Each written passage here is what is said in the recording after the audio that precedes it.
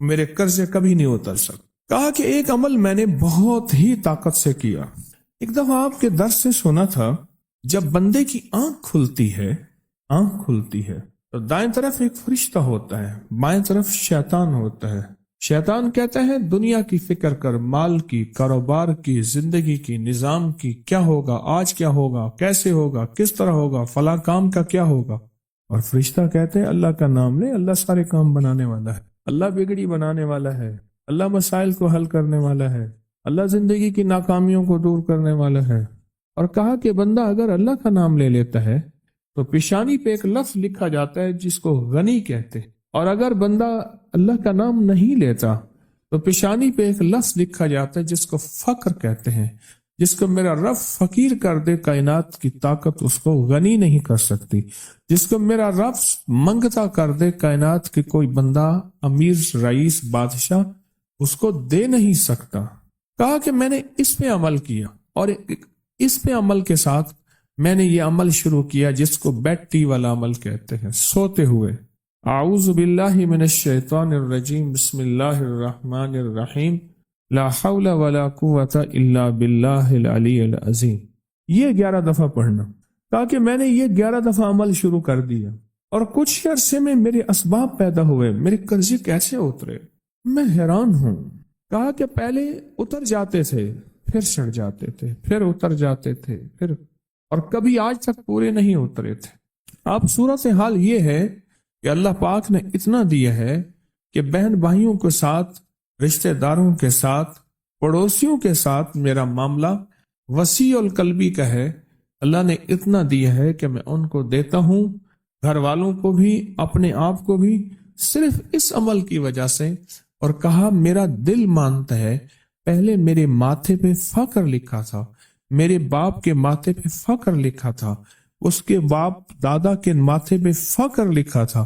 اس عمل کی وجہ سے اللہ نے فقر مٹا کے مجھے غنی کر دی، اس عمل کی وجہ سے۔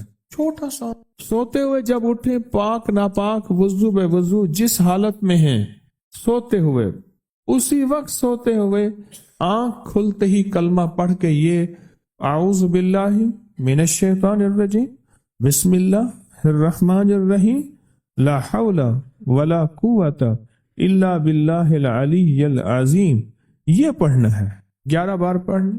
کہا کہ اس عمل نے مجھے غنی کر دیا، اس عمل نے مجھے غنی کر دیا۔ اور کہا میرا وجدان کہتا ہے، میرا دل کہتے ہیں کہ میرے ماتھے پہ فقر لکھا تھا، میرے باپ کے ماتھے پہ فقر لکھا تھا کہ تو بھی فقیر رہے گا، تیرا بیٹا بھی فقیر رہے گا، اس کا باپ وہ بھی فقیر رہے گا، ہم نے تمہیں وسعت نہیں دینی، رزق وسیع نہیں کرنا، ہم نے تیری زندگی میں مشکلات لانی ہے، تیری نسلوں کی زندگی میں مشکلات، وہ ساری عمر ادھر پکڑ یوں کھینچ تان زندگی گزر گئی۔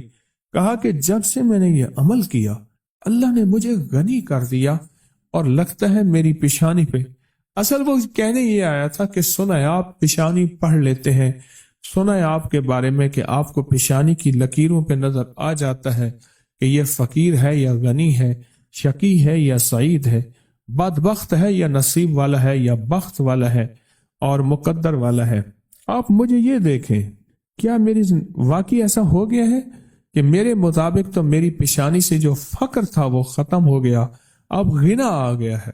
اس کا اپنا خیال تھا، اس کا میرے بارے میں ایک اچھا گمان تھا، مجھے تو ایسا محسوس نہیں ہوتا کہ میں پڑھ لیتا ہوں۔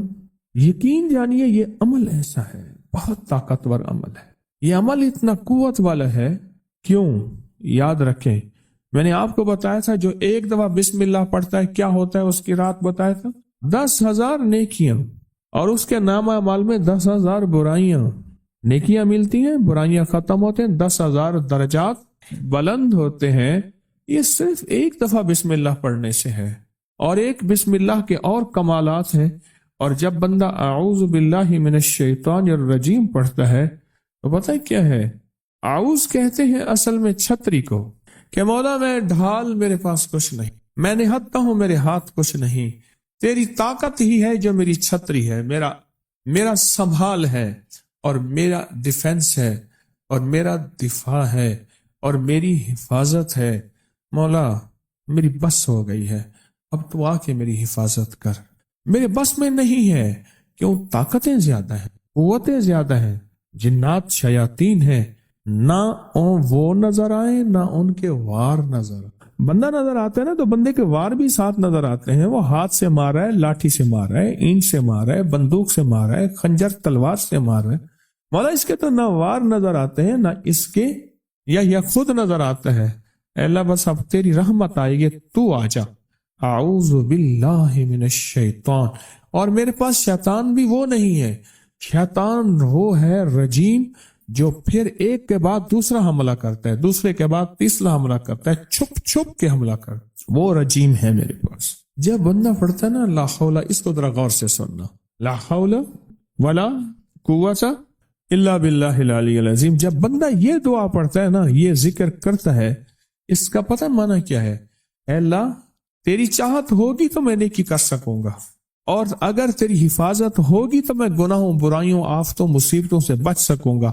اے اللہ اپنی چاہت کو قریب کر دے میں تیری چاہت کے قریب ہو جاؤں، اور حفاظت کا نظام میرے ارد گرد کر دے، کیونکہ تیرے بغیر میں بچ نہیں سکتا، تیرے بغیر مصیبتوں سے، تکلیفوں سے، گناہوں سے، معصیت سے، خطا سے، لغزش سے اے اللہ بچ نہیں سکتا۔